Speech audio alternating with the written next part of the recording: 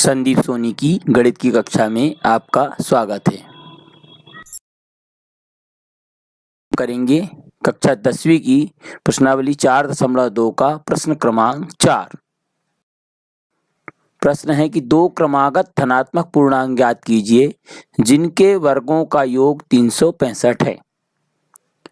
दो क्रमागत धनात्मक पूर्णांक हमें ज्ञात करने हैं। क्रमागत का अर्थ होता है एक के बाद एक, यानी कि जैसे पहला क्रमागत पूर्णांक यहाँ मान लेते हैं कि माना कि पहला धनात्मक पूर्णांक x है, इसका मतलब है अगला धनात्मक पूर्णांक होगा x धन 1, यानी दूसरा धनात्मक पूर्णांक x धन 1 होगा। एक जोड़ने पर हमें अगला पूर्णांक प्राप्त होगा।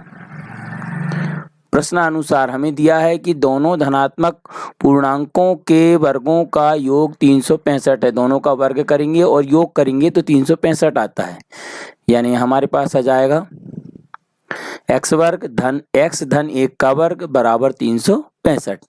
दोनों के वर्गों का योग 365 है।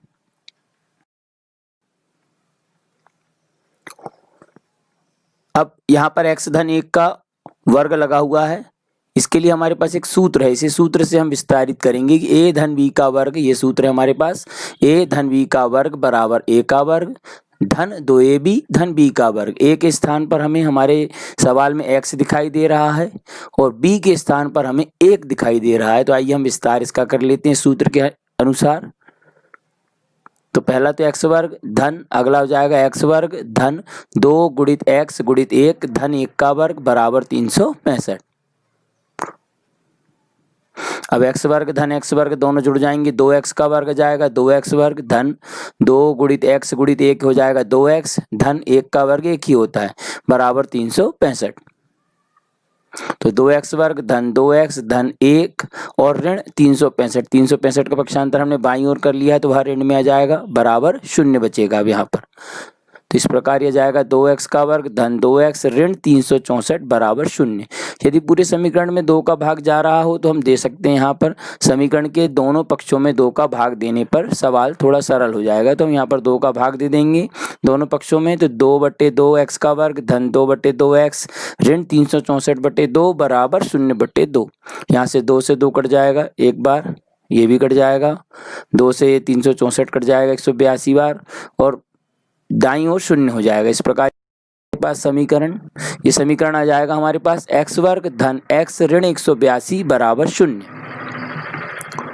अब हमें इसे गुणनखंड विधि से हल करना है, इसलिए हम यहाँ पर x वर्ग का गुणांक देखेंगे तो x वर्ग का गुणांक है 1 और अचर राशि हमारे पास 182। तो हम सबसे पहले इन दोनों का गुणा कर लेते हैं, 1 और 182 का गुणा 182 ही आएगा हमारे पास। तो 182 के गुणनखंड हमारे पास होंगे 1 गुणित 182, 2 गुणित 91, 7 गुणित 26, 13 गुणित 14। इस प्रकार इनमें से कोई एक ही हमें लगेगा जिससे मध्य पद यानी 1x, एक को हमें तोड़ना है। तो यहाँ पर कोई भी एक जोड़ा हमें काम आएगा जिसको जोड़ने या घटाने पर 1 आ रहा हो। तो ये हमारे पास 13 गुणित 14 वह जोड़ा है जिसको घटाने पर 1 आता है। तो आइए हम मध्य पद को 13 और 14 के रूप में तोड़ देते हैं, यानी यह जाएगा हमारे पास x वर्ग धन 14x ऋण 13x ऋण 182 बराबर 0, यानी हमने मध्य पद को तोड़ दिया यहाँ पर। अब कोष्टक हटा दें यहाँ पर हम, यह जाएगा हमारे पास x वर्ग धन 14x, कोष्टक हटेगा, फिर ये ऋण 13x ऋण 182 बराबर 0। 2 के जोड़े बना दें अब हम यहाँ पर, तो यह जाएगा पहला जोड़ा बनेगा x वर्ग धन 14x ऋण कॉमन आएगा तो अंदर बचेगा 13x धन 182 बराबर 0। यहाँ पर जो 13x ऋण 182 के बीच में ऋण का निशान है वह धन में बदल जाएगा यहाँ पर, क्योंकि कोष्टक के बाहर जब ऋण कॉमन आएगा तो अंदर यहाँ पर धन बचेगा। इस प्रकार पहले कोष्टक में से x कॉमन आ जाएगा तो अंदर बचेगा x धन 14 ऋण, अगले कोष्टक में से 13 कॉमन आएगा, उभयनिष्ठ आएगा तो अंदर बचेगा x धन 14 बराबर 0। अब x धन 14 दोनों में से बाहर आ जाएगा, तो इस प्रकार x धन 14 बाहर आएगा तो अंदर बचेगा x ऋण 13 बराबर 0।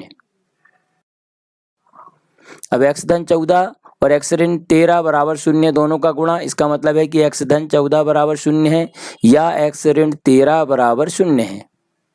तो x बराबर 14, x धन 14 बराबर 0 होगा तो x बराबर ऋण 14 हो जाएगा, और x ऋण 13 बराबर 0 है तो x बराबर 13 हो जाएगा।